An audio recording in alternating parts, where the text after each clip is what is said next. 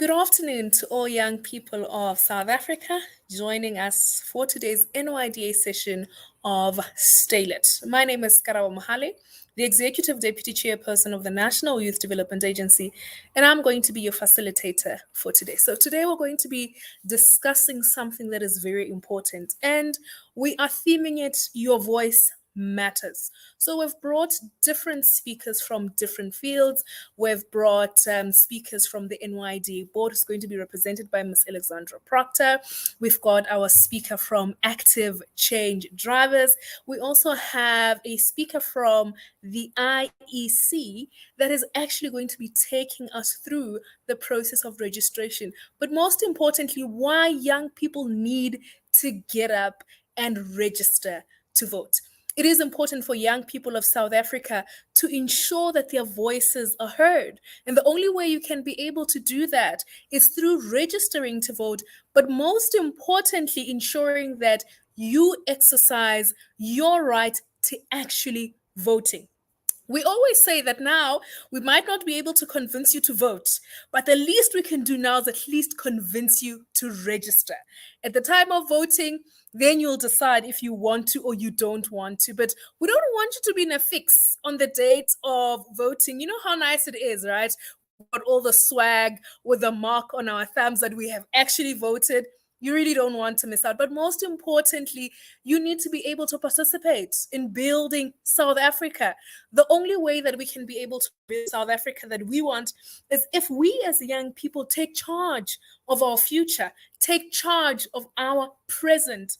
Young people always say they're not the leaders of tomorrow, they're the leaders of today. Now, if you're a leader of today, we need to be able to see the leadership in action. So we want to welcome you to today's Stay Lit, as we're going to be engaging on why young people need to be able to actively participate in the democratic dispensation of South Africa and why it matters for your voice to be heard. So as I would have said, we're going to be having a host of different speakers that are going to be taking us through why it's important for you as a young person to participate. Why is it important for you as a young person to register your voice?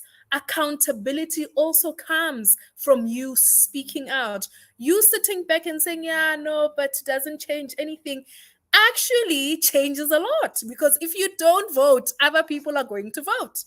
And when other people are going to vote, they decide for you.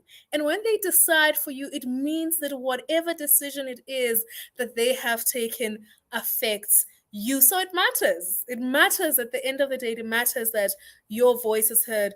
It matters that you take up your position in society and ensure that you register your voice as a young person, but also you etch your participation, your contribution in the annals of history. So we're going to be kickstarting our session today. As I would have mentioned, that we have a host of different speakers. We're also going to have speakers from Strictly Mo Africa that are going to just take us through why they believe that young people need to be able to be active agents of change, positivity, development, and really just ensuring that we build the government that we want to see.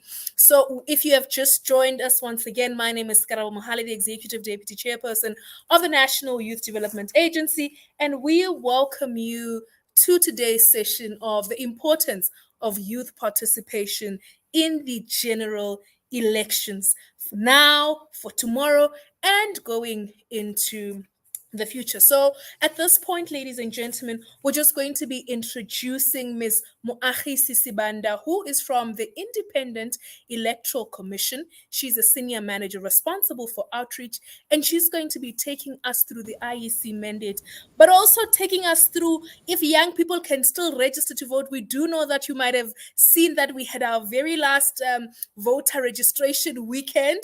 She's going to say to us, listen, guys, there's still time.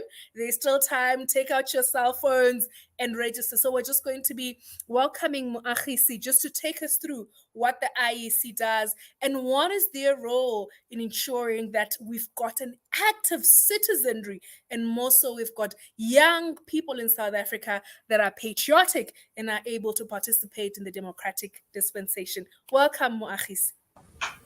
Thank you very much, Karabo, and welcome to us giving you a snippet of what it is that the IEC has been doing in gearing up towards NP 2024, and also a hello to my fellow panelists.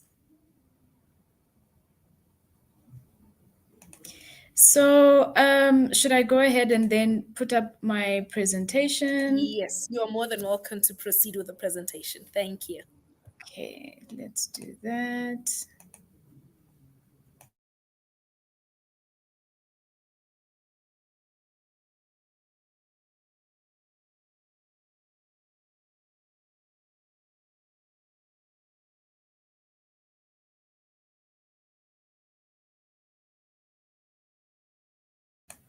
Are you able to see it on screen yet? Not yet. We'll just indicate once we're able to see it. Okay, let's try that again. I see it is there. I'm not sure why it's not playing. Okay, let's try this way then.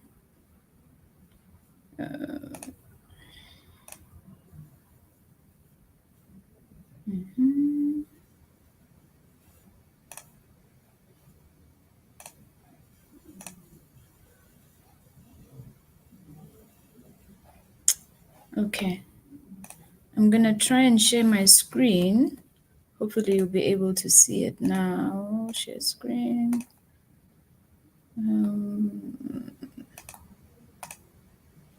This one. Okay, can you see that? Are you able to see that, Karabo? Nothing yet.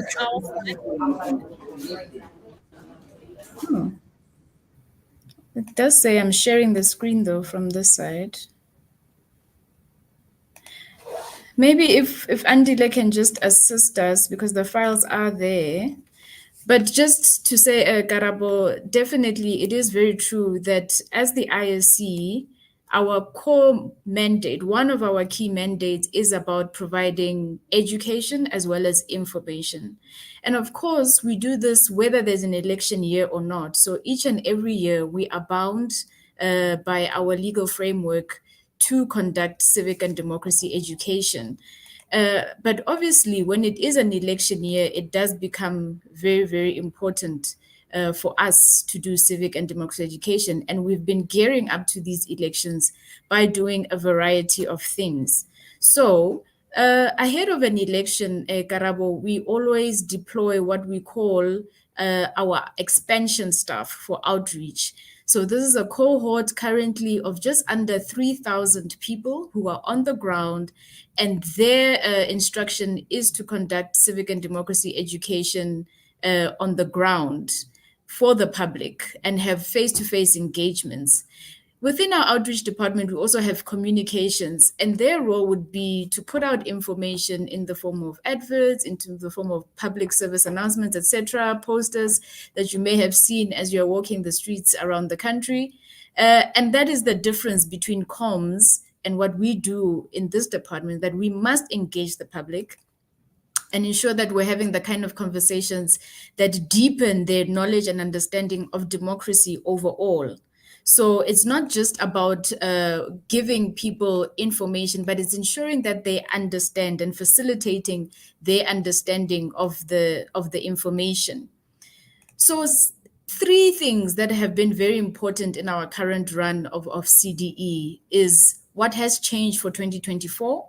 We all know that there has been the Electoral Amendment Act, so it's been very important to communicate what are these changes. Secondly, how do these changes impact the voter? But most importantly, why it is important to participate elections. And this third point is very, very important because our research has told us that people know elections are here, people know what they need to do at large in terms of voting, etc. But there is a high level of distrust and discontent with the way things are. And this is the reason why, especially young people, are saying they won't be voting. But we will always advocate as the IEC for participation, because it is participation that can make the difference, that can ensure that your priorities as a young person and as a community are aligned with the people who are saying they wish to govern. And so it is important for young people not to disengage, and we always encourage that as the IEC. How do we do interventions on the ground, Karabo? So we do face-to-face interventions with this expansion staff, and when we don't have an election year, we do it with our permanent outreach staff, and they reach out to stakeholders and host a number of engagements, also in collaboration with stakeholders. Then we also utilize our digital platforms, so all of the IEC social media, but also our WhatsApp chatbot that is available, and I'll share that number just later on as I'm speaking. We also utilize community radio a lot, and we use it to run various education campaigns. And this is important because community radio really sits within communities and speaks the language that communities speak. And as you know, Nelson Mandela once said, if you really, really want people to understand and to take to heart what it is that you're saying, speak to them in their own language. And therefore, community radio really gives us the platform to do that. Then we also have a partnership with the SABC, because the SABC, like us, have a mandate, a legal mandate to educate. And so together with SABC Education, we develop content around elections that enables us to speak to South Africans and engage them. And then as well, stakeholder engagement becomes very, very important. And I see my slideshow is up. Let me just move quickly to where I'm speaking to.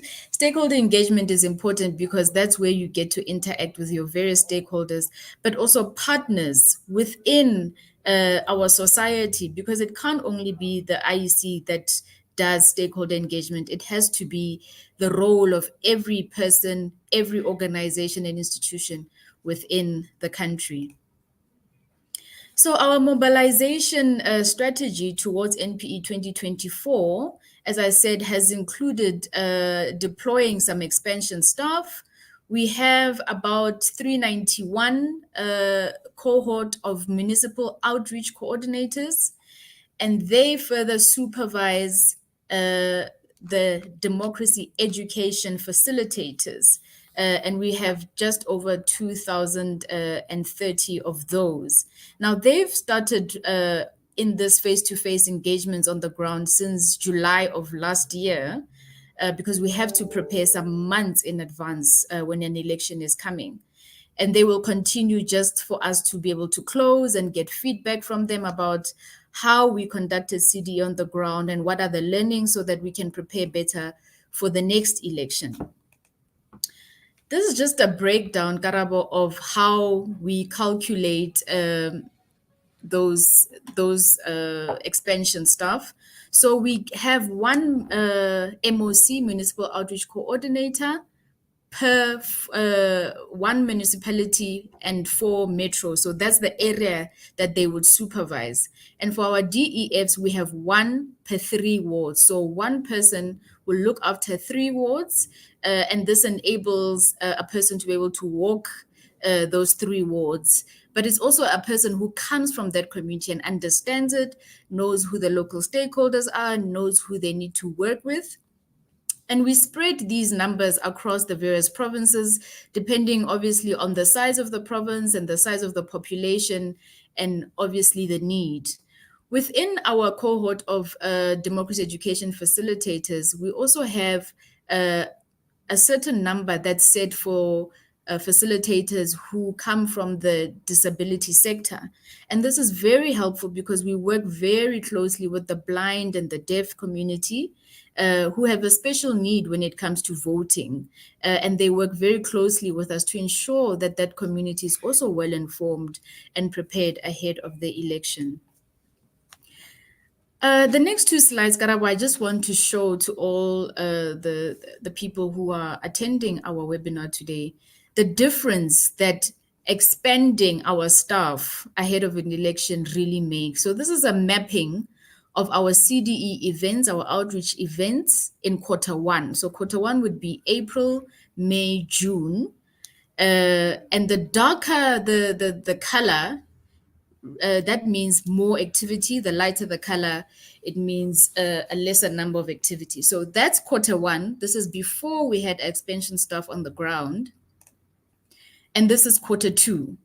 You can see the map has significantly darkened because we had now this almost 3,000 cohort of people who are doing these face-to-face interventions on the ground and capturing those on our system. We have a system where all of these staff members capture the events and they will say how many people attended. So we have a minimum of 20 people who must attend any kind of information or education session. And they log that, and that's how we're able to track the number of events. All of this contributes to our annual target. And for this year, 2023-2024, the target is 80,000 events. Now, what do we provide for them to use for these CDE events? We provide some fact sheets, so some printed material that they're able to hand out and leave with communities, and those speak to various topics. Now, this is not even all of the fact sheets and infographics that we have, but it's some of the ones we've been using in preparation for NP 2024. So talking about how to register, that youth vote matters. It speaks specifically to youth and why it's important for young people to participate, and how to vote in the 2024 elections because they will be somewhat different. But also going along with the election calendar, we had a registration drive for prisoners a few weeks ago, where we went to prison institutions and we're doing civic education and also registering prisoners so that they're also able to vote in the elections. Then we'll be going into candidate nomination very soon. What are the requirements, how to apply and register as a candidate, etc., etc. And then balloting education. So how to cast your vote, how do you mark your ballot paper, what will the ballot paper look like, and what you can expect with now the inclusion of independent candidates in this upcoming election. We expect the ballot paper to be longer. And of course, our balloting education will need to really focus on what that will look like. For example, we've spoken as the commission that it may be 2 columns. So it will be very important to educate people that you still just mark 1X in either one of the columns, obviously next to the candidate that you would like to vote for. It does not mean you make 2 marks, because that will in fact spoil your ballot, wouldn't it? So there's a need for us to demonstrate that. And we also will be providing mock ballots closer to the election period so that people are able to really familiarize themselves with what the ballot paper will look like and facilitate the time, speeding up the time that they spend in the ballot booth because of this much longer ballot. Special votes will be opening soon for people who aren't able to physically come to a voting station, either because of they are physically not able to do so, or for people who like, our crucial service staff like police and nurses who can't come on that specific voting day because they must attend to their duties. They also can apply for special votes, and that period will open alongside the election timetable. Community radio, as I explained, is a very, very important medium for us to engage the communities. And here we book 30-minute discussion slots based on a specific topic. So ahead of the registration weekends, it focused a lot on registration, how to register, why it's important to register, etc. And one of our staff members will be asked to go on the radio station and go and speak in the local language and be able to respond, because voters also call into the shows and ask questions, etc. And we've had about 2 phases of these starting from August last year. And we will be embarking on a 3rd phase now in this last stretch towards elections, speaking about proclamation and the voters' roll closing. We know that could happen any time from now once the president proclaims the election date. Then we'll go into candidate nomination and requirements, special voting, balloting, education, and then, of course, explaining the seat allocation, because there'll be a new aspect, as I said, with the inclusion of independent candidates as well. I spoke about our partnership with SABC Education, and we also began this last year towards registration one. We utilized the television platform and have been on Daily Theta, which is one of SABC One's flagship youth programs, discussing elections and registration and how to register, etc. And we'll be utilizing the same platform as we build up to election day as well. Then we've also been utilizing the radio stations, all the local language radio stations, speaking on the civic matters and the youth Kiona slots, and having discussions with South Africans around the country on all these various topics that are aligned to our election timetable. We also have a presence on SABC digital platforms where we create content, we're participating in podcasts, and also providing them with the content that's created by IEC to publish online.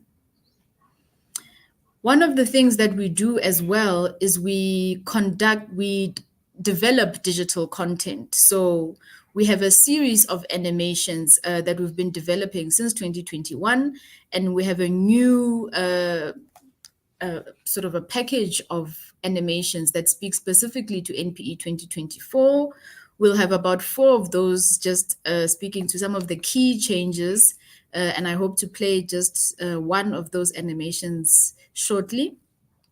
But we also do social media toolkits, and these are very nice to share with stakeholders because as the content owners, so to speak, it's critical that we provide stakeholders and the community out there with simple ways of understanding this and resharing the information. As I said, really civic education must be the calling of all of us here in South Africa. So these are a very nice way to share the information from the source. It's credible information, but can also be utilized across various social media platforms. It's been developed for various social media platforms. Then we also have audio. The audio also matches what you get in terms of the animation, but these ones can be played on community radio as well as for loud hailing purposes. During COVID, Karabo, we used loud hailing a lot because at the time we couldn't gather people. As I said, our CDE events need a minimum of 20 people to actually count as an engagement. But during COVID, we couldn't do that. So one of our responses was to loud hail. And this was interesting in that, it wasn't something we had done as a core CDE activity, but also it didn't allow you to engage as much. You really are sort of doing a drive-by announcement to people. And so it's not something we do a whole lot now, but, we do have the equipment and can still do it because it is part of the full package of activities and not one of the sole face-to-face engagements as was during COVID. And then the fact sheets as well, which we hand out to communities, but they're also available on our various platforms. Our WhatsApp chatbot has really, really grown since we launched it in 2021. And that's the number 0600 880000. And we've done a number of enhancements on the platform since we launched it. So, for example, you're now able to speak to an agent if you're not able to find the information you need in the menu that is provided. We've integrated it with our contact center, and you're able to chat to an agent to assist you in real time. Another big development in the past few weeks is that you can also go on the WhatsApp line and check your registration status. And I would urge everybody watching to do it right now. Save that number, WhatsApp hi, and then you just select, am I registered? If you are registered, it will respond with your full details of the voting station where you're registered. If you're not registered, it will then give you the link to go online and register. So it's been quite an impactful platform, and we'll be growing it as we go, including being able to register online in the future is something we're also exploring. So that's just the QR code for anybody who wants to scan. If you scan that code, it will take you directly to the chatbot and you'll be able to engage it. And that's all our social media platforms that you can find for the IEC, where all of our various content is also shared. So this is the one that changes. If Andile, you can play, since I'm not able to play the videos on my end, but there's a video there called What Has Changed for NPE 2024. What it does is really simplify the Electoral Amendment Act in terms of 4 main areas of what has really changed and what this means for you, and also encourages voters to go out and vote come voting day. I'll just go through the rest of the slides so that we don't pause. I think this is my second last slide. So how do the CDE programs impact on young people? In the first registration weekend, nearly 20% of the 2.9 registrations and re-registrations were first-time voters. Young people are a real target audience for us because they are the least represented on the voters' roll. So we've made a concerted effort through various programs to reach out to young people and encourage them to vote. So young people aged between 16 and 29 were able to heed the call and were able to get 78% new registrations. At the moment, the voters' roll, if I can skip ahead, sits at 27.4 million. And of course, there is still an opportunity for young people and for all South Africans who haven't registered, who haven't changed their address, to go online and ensure that they register before proclamation, which will come anytime soon, as you may know. And we hope to be able to hear when that date will be, so that we are all prepared and we can look forward now to fully participating on voting day. Thank you very much, Karabo. Thank you very much.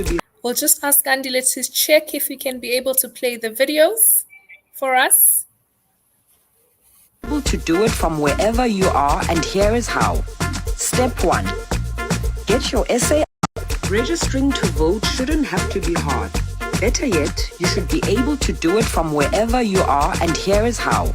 Step 1. Get your essay ID book or card ready and go to register2vote.elections.org.za. Step 2. Click Register to Vote now and enter your personal details. Step 3. Enter the one-time PIN, OTP, sent to your cell phone and then search for your address. Or if you are at home, use the current location on your device. Step 4.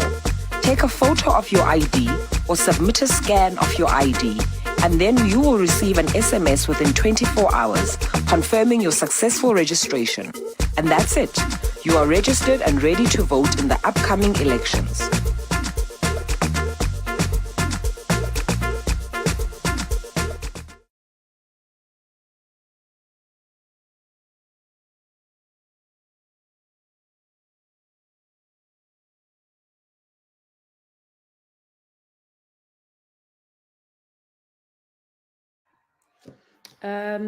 Thank you. Is there another video that we're going to be playing?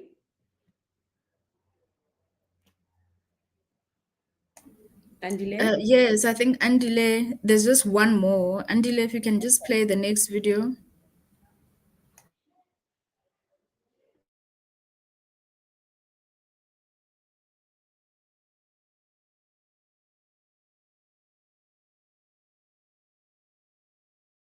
Okay. I think you can continue, Garabad. I don't know if Andile is able to do that.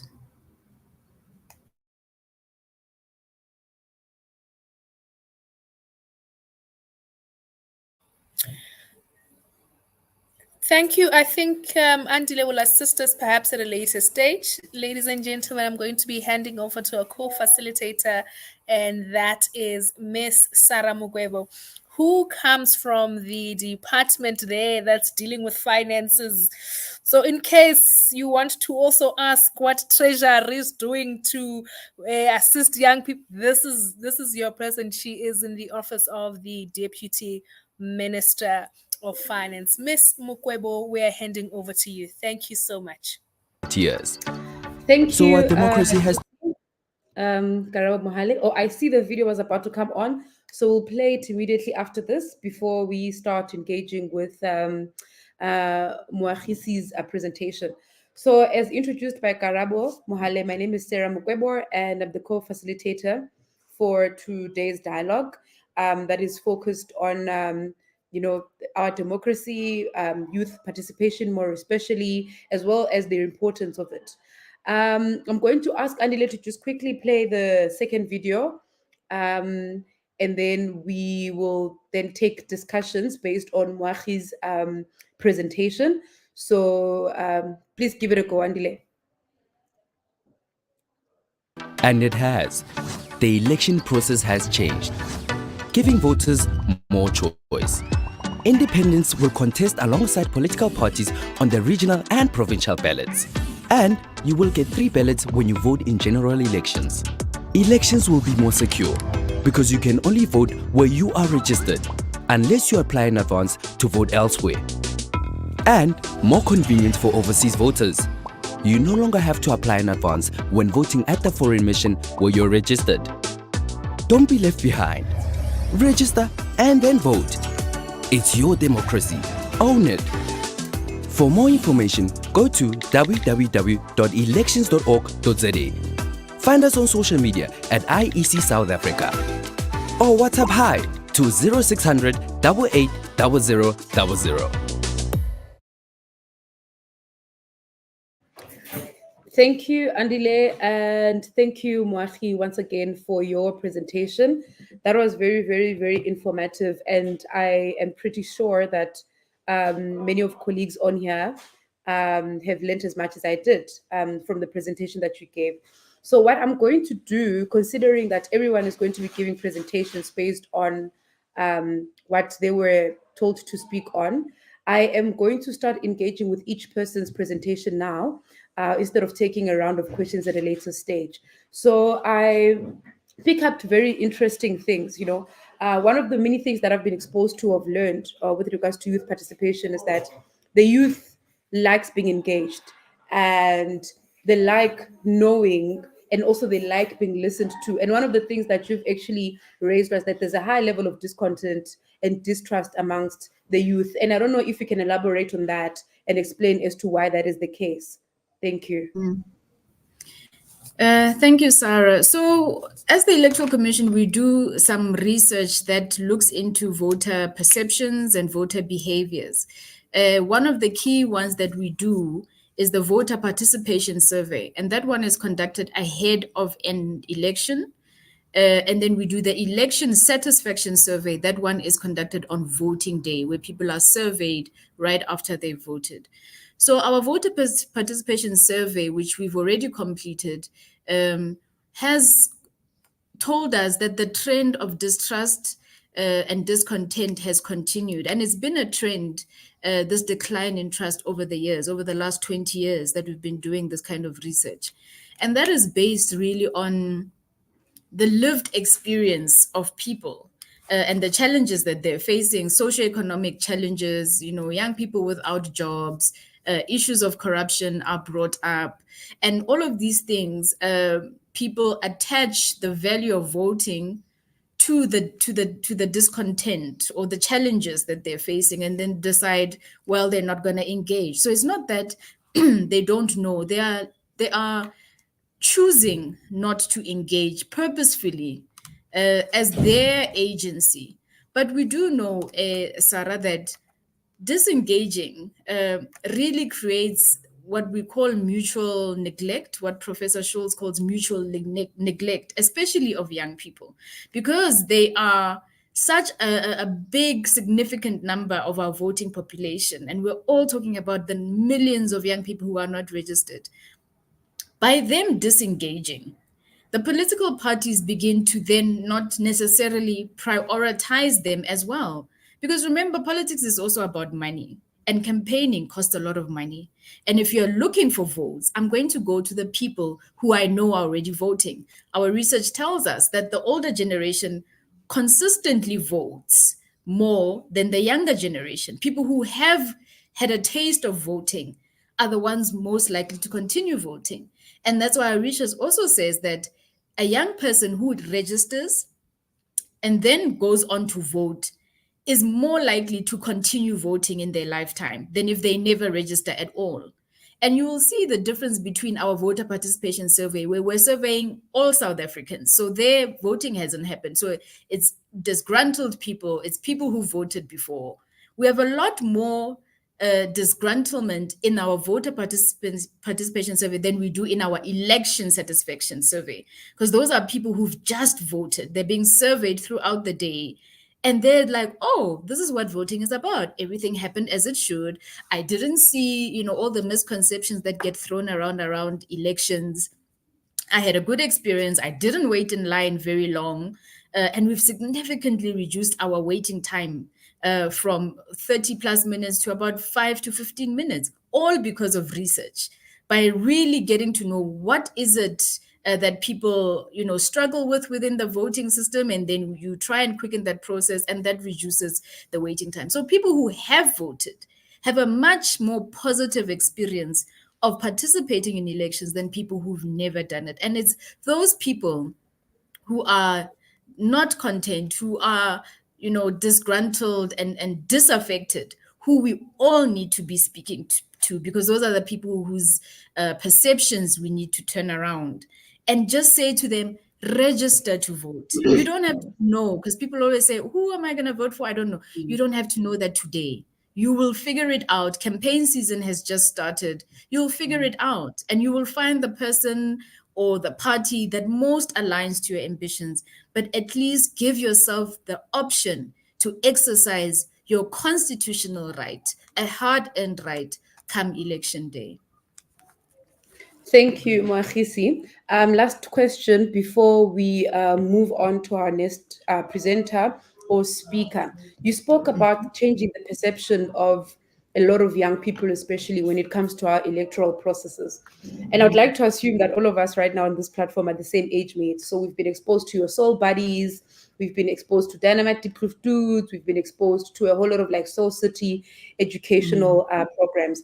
I was wondering if the IEC has ever considered wanting to have something similar to those talk shows that we had, that were teaching us about, our sexual health and all sorts of things, including crime and all that, if it can be something that can be embedded in our daily lives, because oftentimes we only get to be exposed to electoral content when there's actual election work, whereas it could be something that gets ingrained, if I should put it that way, in a TV soapy or whatever it is. Has IEC ever looked at that? I know you also gave a presentation on the collaboration you've had with TV shows or TV stations rather, as well as radio stations.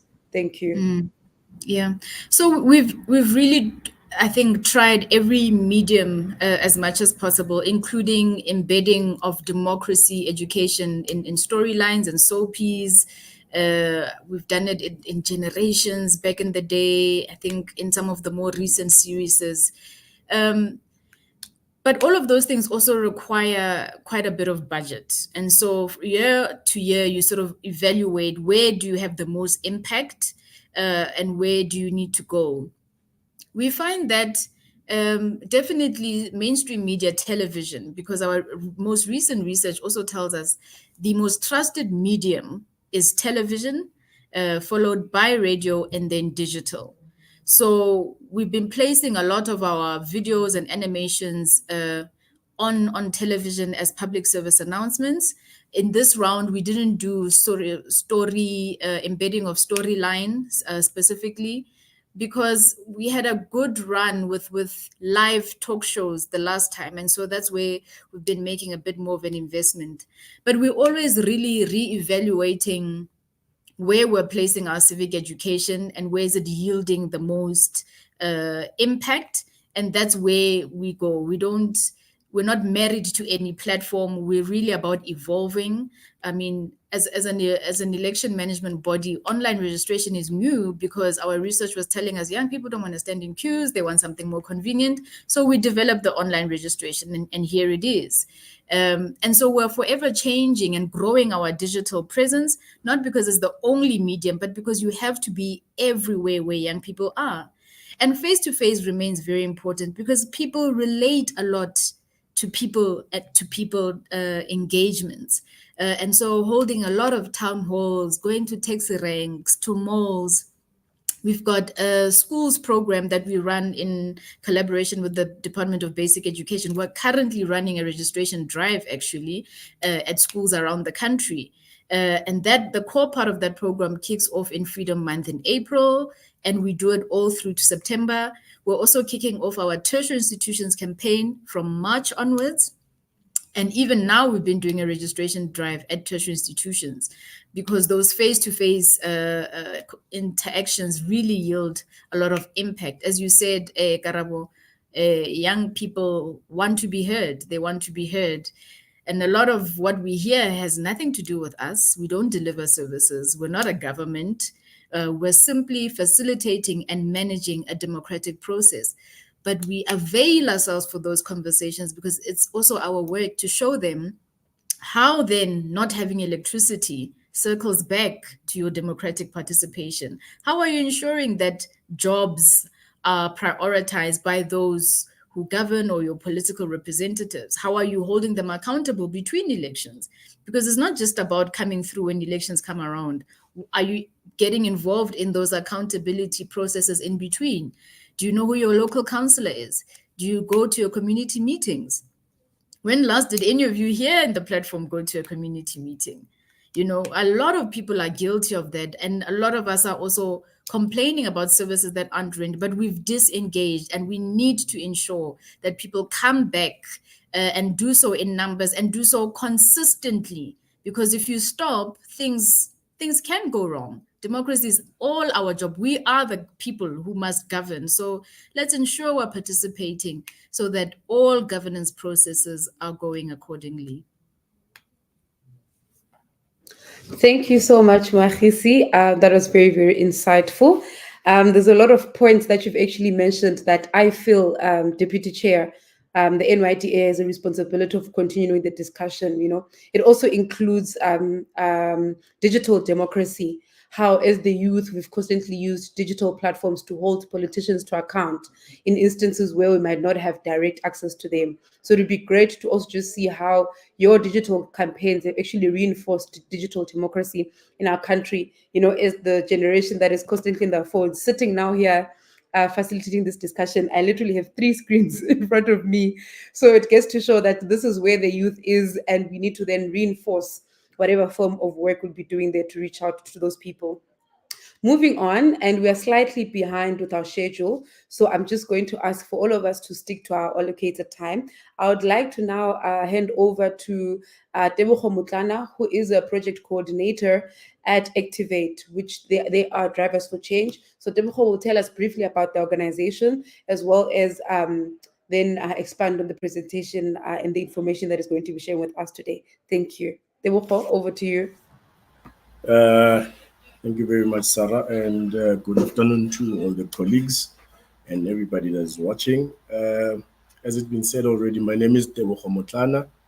I'm a coordinator for the NYRI project within the Activate Change Drivers. So basically, Activate Change Drivers is a youth development movement. We call it a movement because a lot of our young people, they are active within their communities, and basically they are the drivers of change. So Activate Change Drivers consist of around 4,325 young people all across South Africa in all the 9 provinces. And they are part of what we call the A Network, which basically is a network of young people who basically came through during different cohorts and participated in what we call the Activate Change Drivers in a community program, where they come into the training space and then we equip them with the necessary tools that will enable them to drive change in their communities and basically for them to become public innovators. These young people, they are connected to each other. We connect them to also resources. We connect them to thought leaders. We connect them to opportunities, be it employment opportunities, be it grant opportunities for their organizations and various other opportunities that will enable them to basically fast track or making an impact in their respective communities. Activate Change Drivers is a movement of young people who are inspired, and them being inspired, they go back to their communities and inspire other young people for them to participate in things such as democracy, for them to participate in active citizenry, for them to participate in civic education, and looking at the different sectors of the civil society space that can enable communities to thrive.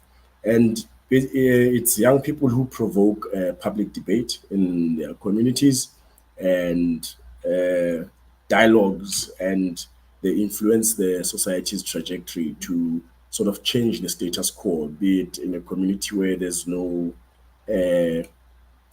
water from a running tap.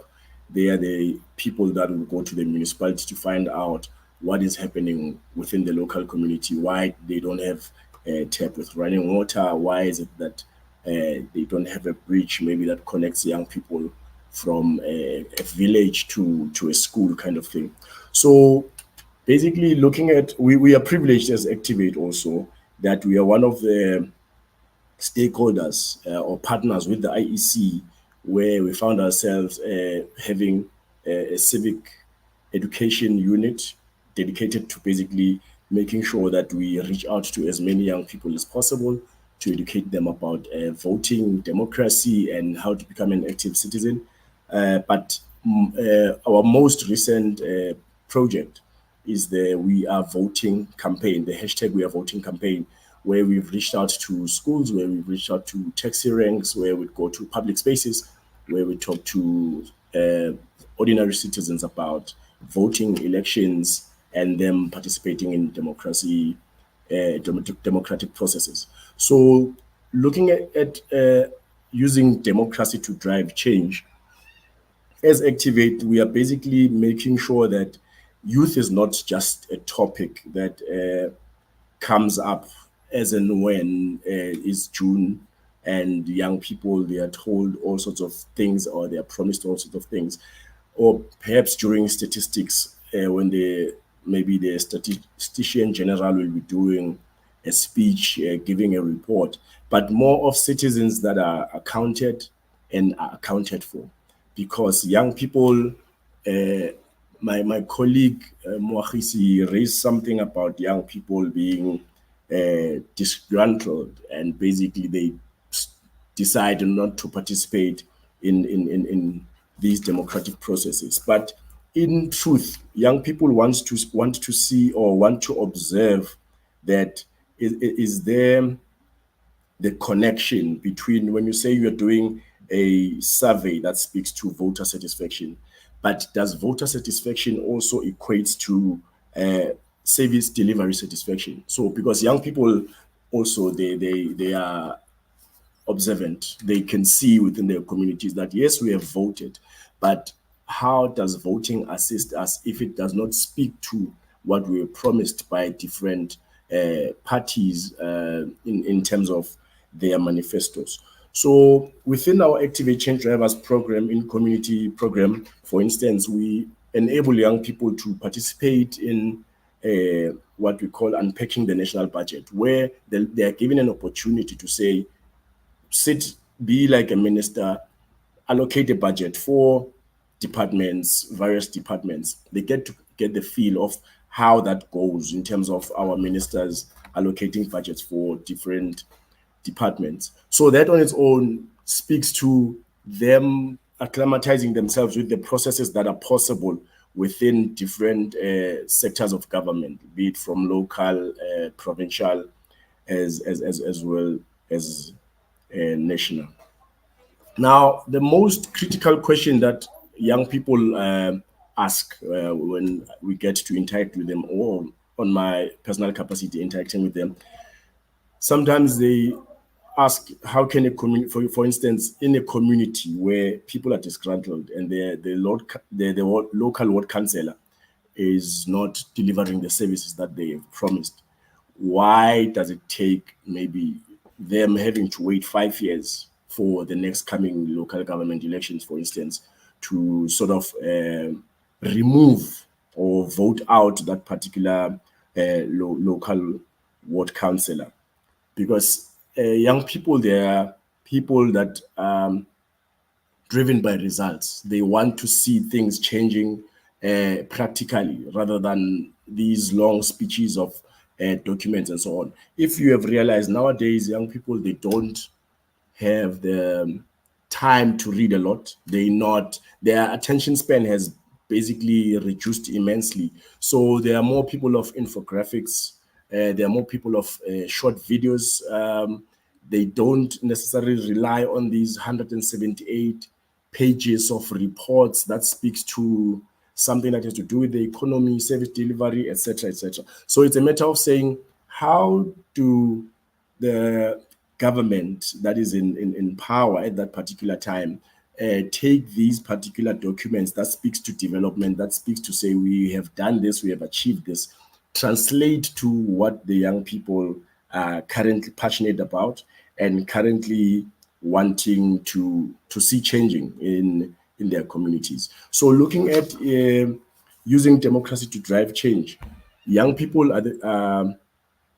they're basically interested in democracy that speaks to a real difference. For instance, some myths and fake news that are spreading out there is that if a young person does not go and vote, by default, the opposition party gets the vote of that particular young person.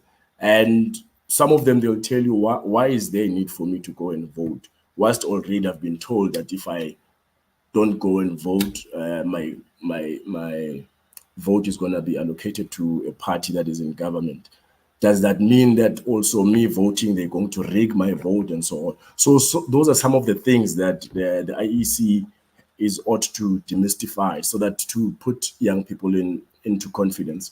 Because young people, for as much as we can say they are disgruntled and they are apathetic towards democracy and voting, within the context of active change drivers, the young people that you're speaking about, it's people that are actively involved in the day-to-day activities of their respective communities all across the country, trying to make the small change that is possible. Like, for instance, they come up with ECD programs for the community. They come up with after-school program for young learners in schools. They come with economic entrepreneurship programs for young people in their communities, helping them to register with CIPC, SARS, them getting opportunities in terms of request for quotations or request for proposals from the different government institutions and so on. So yeah, from our side, we can say that young people, they need to be engaged, but the engagement has to be different from how we used to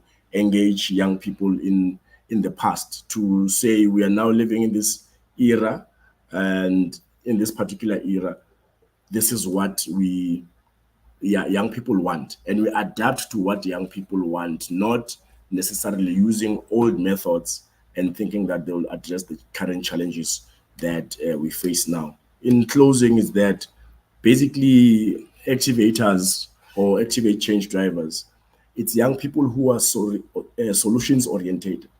They don't speak about problems. They look at the problem and decide what possible solution can they deploy or employ for that particular challenge, so that they can be able to resolve the challenge. Because in a democratic state, there should be the freedom of saying, if the government cannot be able to do this, what is it that we as a community or as the citizens can do for our own people, so that we can be able to advance our society to become a better society to reside in.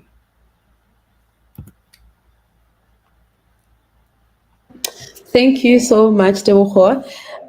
So we've changed the order of proceedings a bit. We will take questions at the end so that we allow all presenters an opportunity to present in the instance that we run out of time. So thank you once again for your presentation. And yeah, I already have some few questions that I really would like us to deliberate on. But nonetheless, I'm now going to call on our third presenter, a board member of the NYDA, Ms. Alexandria Proctor, who is going to give her presentation as well. And yeah, please, may you please come in. Andile, may you please help us with spotlighting. Thank you.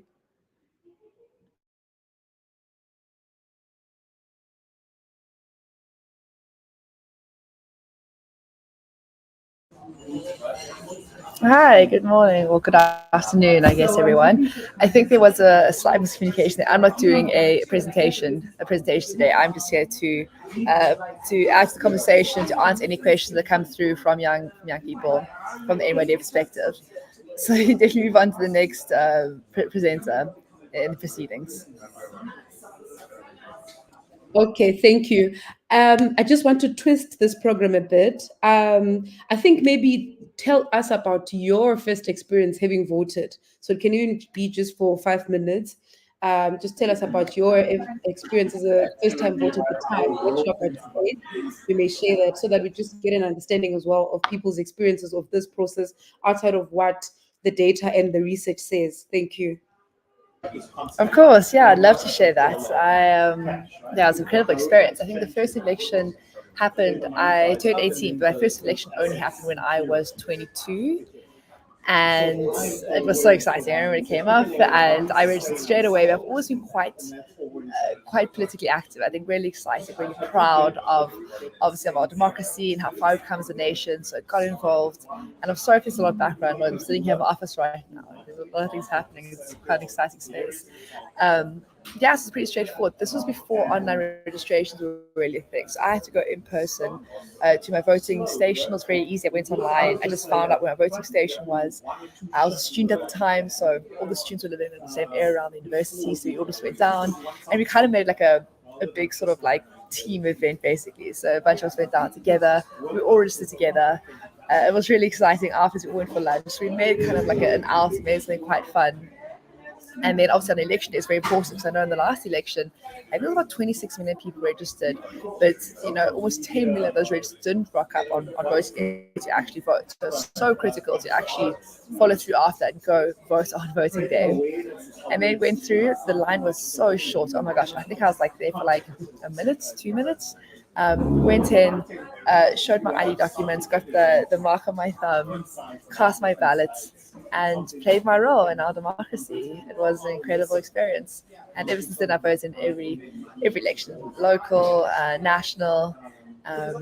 I actually do engage a lot of my ward councillor. So how I started my journey in governance was I sat on my local ward council as the women's representative, and I started getting involved there. And from there, really grassroots governance. Really it's within your community. It's the streets that you're living on. Those fantastic experience to kind of see grassroots governance in action, and then from there, kind of stayed, participating in government work in our democracy since then. So it's been a fantastic journey, and I really can encourage everyone to register, to go vote, get your friends involved, and get excited about it. Thank you so much. Thank you, Alexandria, for sharing that very brief but exciting experience of when you started participating in our electoral processes or political processes through voting. And I'm also very glad that you've also said that it's a process that didn't take really long. So it literally is as simple as just going to run a quick errand at the store, and we should never see it as a very grave or demanding responsibility. So now moving on, I am going to call on Kitso, who is the founder of Strictly Muafrika, Kitso Mujadibe, who is also just going to give us their inputs today in this dialogue that we are having about youth participation in our upcoming elections and their importance of the participation thereof. Thank you. You may come in, Kitso. Hi, Sarah. Thank you so much for having me. Hey?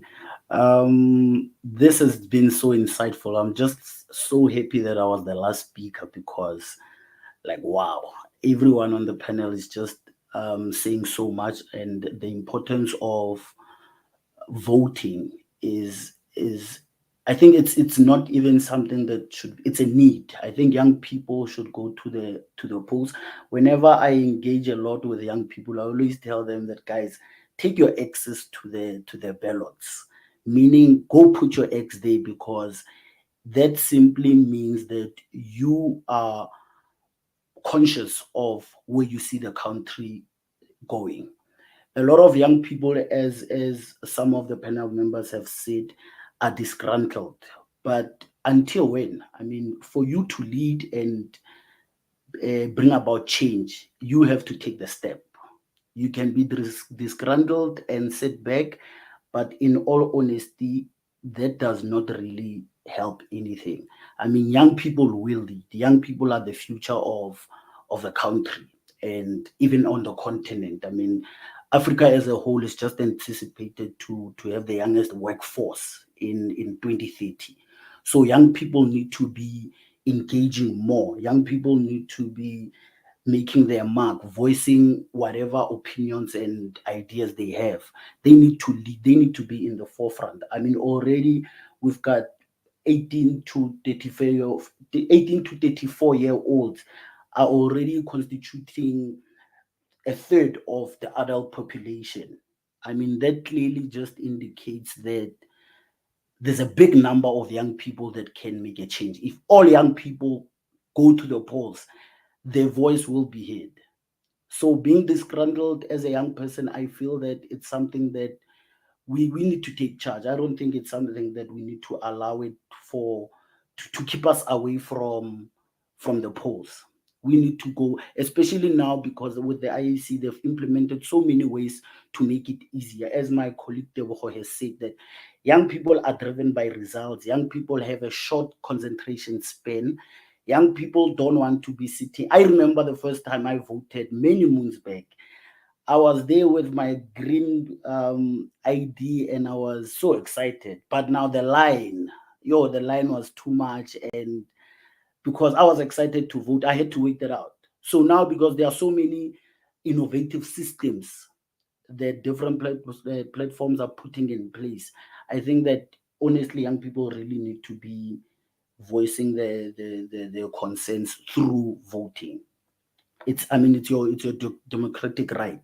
So not voting is just you putting aside something that's it influences everything, and it influences the future of your community. I mean, we all know that there's potholes, there's this and that, but you not voting and not putting a voice to it is actually a problem. So I think my opinion on whether the political landscape is really engaging with young people. I think there's so much improvement as a young person that political parties can do.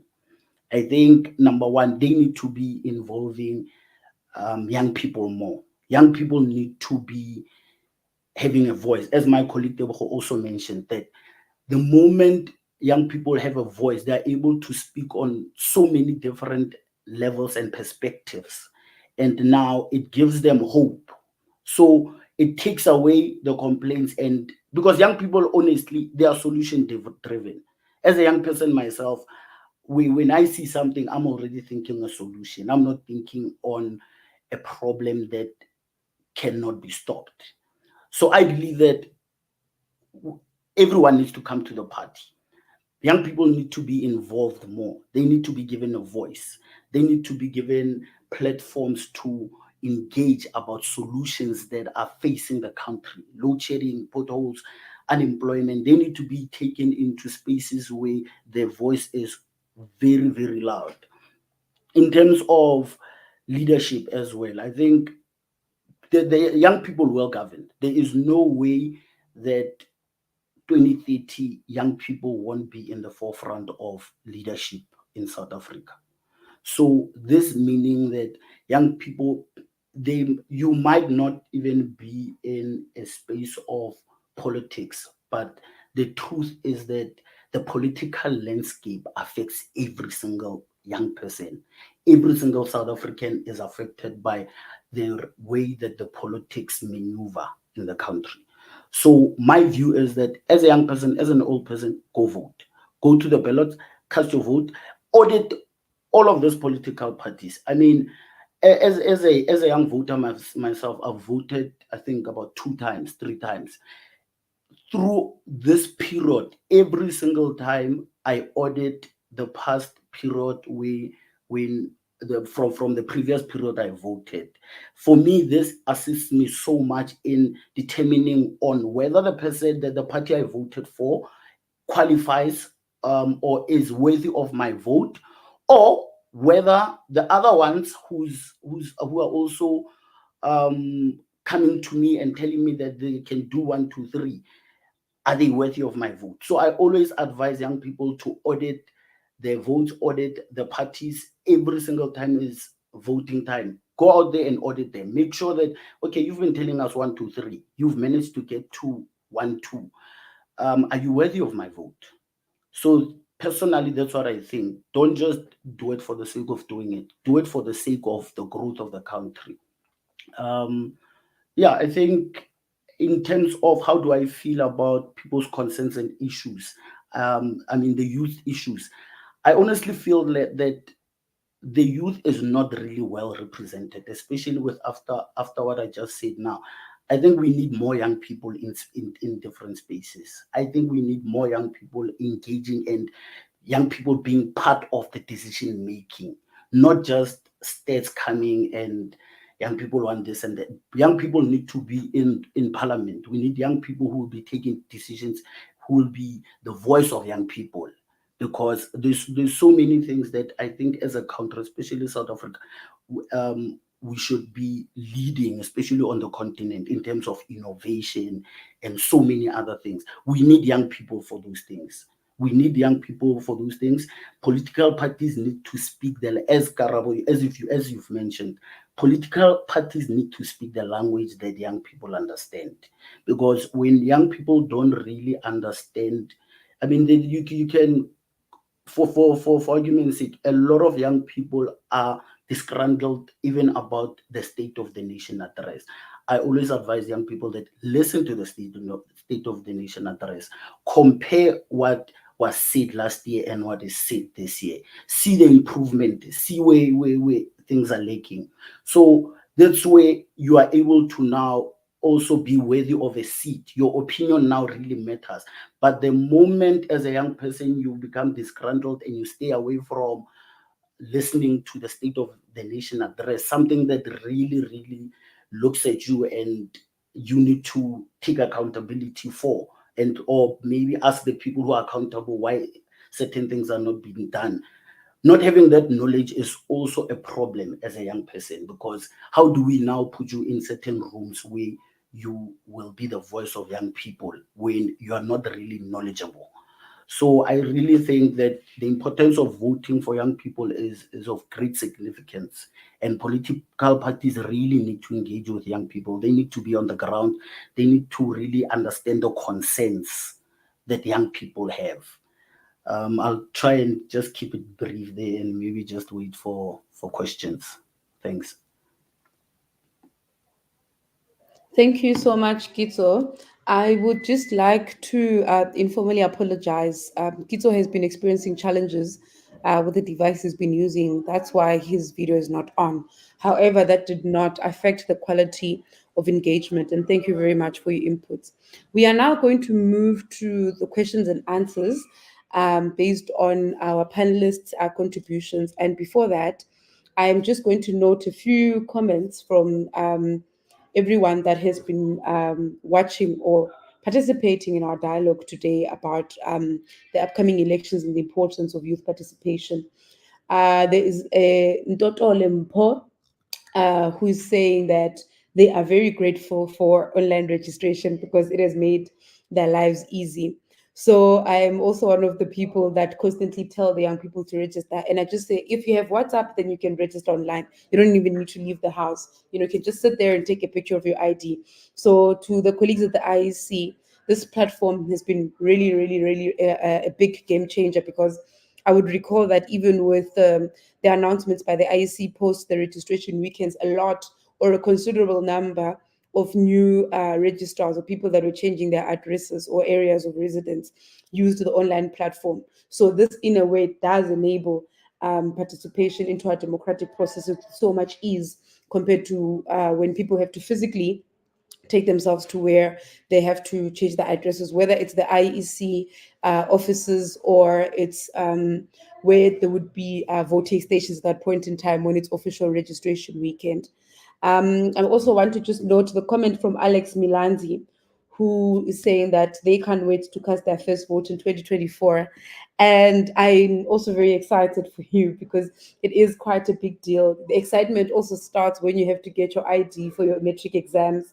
And now you feel like you're an outlet because you are now able to do quite a number of things for yourselves, without your parents being there. But it doesn't mean that you still don't need guidance. So even with whatever choices that you make for yourselves, including who to vote for, they need to be informed and not be something based on hype and what would be trending on social media on a particular day.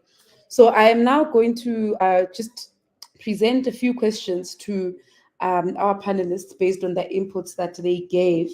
And the first one that I really would just want to ask is to Tebogo, who is from Activate. And I just, based on the inputs that he had given, so I want to just find out from Tebogo, how does he and his activists in his organization able to navigate or be able to distinguish between themselves work that they consider activism work and work that they now find doing because the government perhaps is lacking at that particular point in order to improve the livelihoods or the lives of people in any form. So in your activism and getting young people to participate in social activism and even political processes, where do you draw the distinction when it comes to this? Yes, is my responsibility and as an activist, but no, this is no longer my responsibility. It's a responsibility of government or a responsibility of the state. Tebogo? Yeah, thank you very much for that question. So how we distinguish ourselves from the government? Basically, we encourage our young people to hold the government officials or political deployees to account. And we encourage that because we know that as young people, they are full of energy, they are full of zeal, and they want to change things, and they want to do certain things that are beyond their scope of practice or beyond their call of duty. So we say to them, we give them the training that speaks to how they can change things socially, how they can change things politically, and how they can change things economically. We as an organization, we don't necessarily tap into the government space where now we have to go into local communities and change whatever that needs to be changed. But we train young people that come from respective communities, and it's their responsibility that they go and hold politicians to account. We get to teach them in terms of about what is it that is expected of them when a process like the IDP, the Integrated Development Plan, is taking place. Them having to be involved in the participation of the development of that particular document, because that document on its own speaks to them making their inputs and them saying, this is the change that I want to see in my community. And the ward councillor's duty is for them to go and propose it with the council and then come back with the feedback for the very same people that we're talking about. So young people, they, for instance, in terms of the social strata, we have what we call the low-hanging fruits. The low-hanging fruits, it's things that we don't necessarily have. We can clean a nearby park because it's not the municipality or the municipal officials that come to dump at that particular park, or maybe the government officials from national to dump at that particular park. But it's a matter of saying, how do we organize or mobilize ourselves as young people to go and clean that particular park or that particular open space that attracts littering? And then from then, it's a matter of saying, afterwards, how do we get the municipality to be effective in its role in terms of them collecting garbage on a weekly basis, so that we avoid the vicious cycle of us having to dump, having to clean, having to dump and clean. So it's a matter of saying there's a clear distinction in what our young people can be able to do and what only the municipality or only the provincial or national government can be able to do. And then they can be able to separate themselves or relieve themselves of those particular functions. And if those particular functions are not fulfilled, these are the processes we teach them in terms of this is the process that you can follow to go and get the national official accountable or the provincial official accountable, or whatever politician is mandated to take to resolve that particular issue. Thank you, Tebogo, for that. And I like the fact that you're actually emphasizing that your purpose or your objective as an organization is not necessarily to reinvent the wheel and redo or recreate what is supposed to be the government responsibility. You recognize your role as an activist in making your community better and also teaching the youth and community members values in terms of collective responsibility. And the example that you gave was with regards to cleaning a local park that is used by everyone, because at the end of the day, the reason it may not be clean or in good condition, outside of the fact that perhaps the municipality has a responsibility of collecting waste on a regular basis in a particular area, but even what we do as the users of that public space on a daily basis, whether we litter or we just sit there and don't look after ourselves or clean after ourselves and all that. So I'm very happy to learn that you've distinguished yourself in that manner as your organization. And then I want to now move on to Kitso. And Kitso spoke a lot about having young people be represented in positions of leadership and all that. And I just want to understand, because what sort of criteria or framework should we use as the youth now when we say we need people that are going to represent our ideals, who are going to represent our interests? Because just on the basis of being a young person doesn't necessarily translate to you being progressive, doesn't necessarily translate to you being a person that we can entrust with championing whatever our interest may be as the youth. So Kitso, what do you think should be the characteristics or the character of a person who's youth and considers themselves to be a leader and would want to represent the interests of all of us? Because it's not everyone that wants to be a leader as the youth, in as much as they might want change to happen. There are people that are also comfortable with playing the background role. So Kitso, may you please come in? Thank you. Thank you so much for that question. When you asked me that question, I already thought of my colleague Tebogo, because I'm also a participant of Activate Change Drivers. I think being part of such organizations such as Activate educates you and puts you in certain circles of people that you are able to, if you don't want to lead, but you are able to nominate, you are able to create a network of people who are change drivers. Hence, Activate is so close to my heart, because when I joined Activate, I realized that the impact that it has. So organizations similar to Activate need to be, they need to get so much support from young people, because applications are there. Young people need to be part of them so that they are able to engage with influential people, people who are in positions of leadership, young people who want to be in leadership. So once you are part of those circles, it's easy for you to support these people and push them and be behind them and say that we've got a young person in Soshanguve. This person is vocal. This person is knowledgeable about politics. This person is engaging with their community members. As young people, we feel that this person would be able to lead. So organizations like Activate, for me, young people need to make sure that they engage more with them.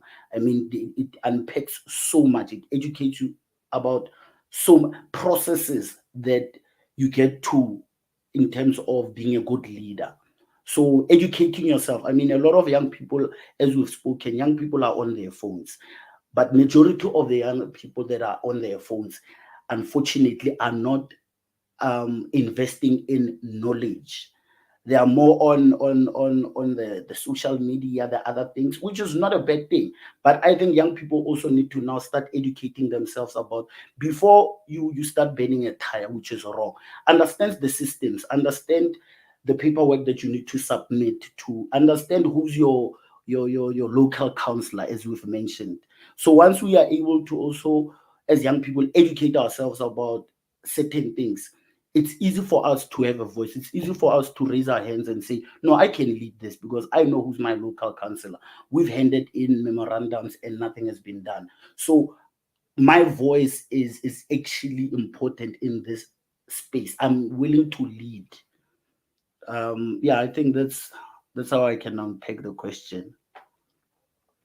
Thank you for your response, Kito. I heard you mention something like, the exposure or experience in learning as a young person in order to be able to even lead even further later on in your life.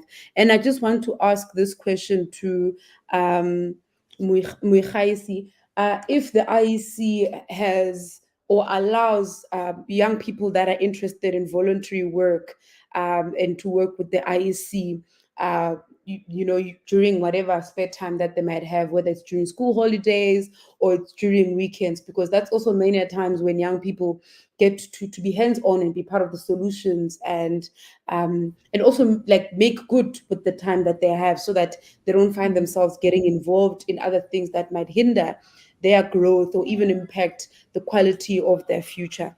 Thank you. Mohaisi. Moagisi.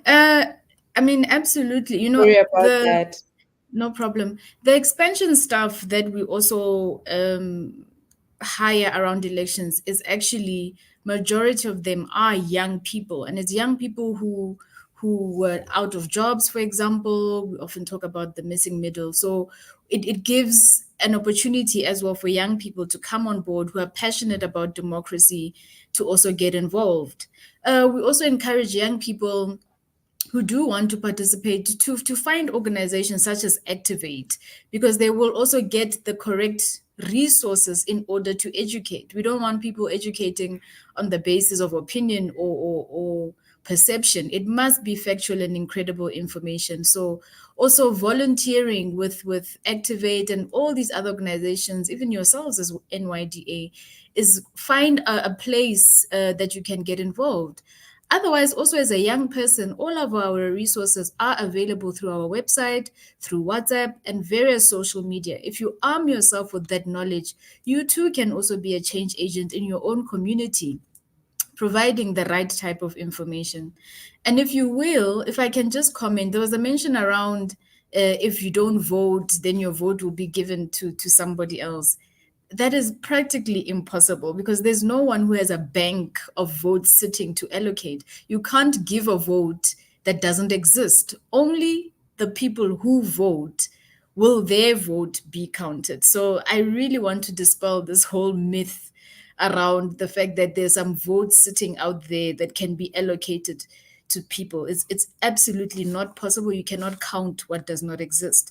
And the second thing is, please remember, for these elections, you must register where you live and vote where you are registered. So you cannot call a friend and say, Chomi, the queue is short here. No, you have to go and vote where you are registered. And that's why I say, go to the WhatsApp line 0600 880000 and check which voting station you are registered in if you've forgotten, so that you only go to that voting station on voting day. Only people who will have requested to vote elsewhere through the Electoral Commission will be then assigned to that specific voting station where they will be requesting. For example, you move, let's say, closer to the election, you have moved and need to vote in a new location. You'll need to inform the Electoral Commission so that we can now assign you and register you at that voting station. So for this election, you will only be able to vote where you are registered. please check your registration status on our WhatsApp number, and also ensure that if you're not registered, get on the online platform and register as soon as possible, or go to your local IEC office and they will be able to assist you.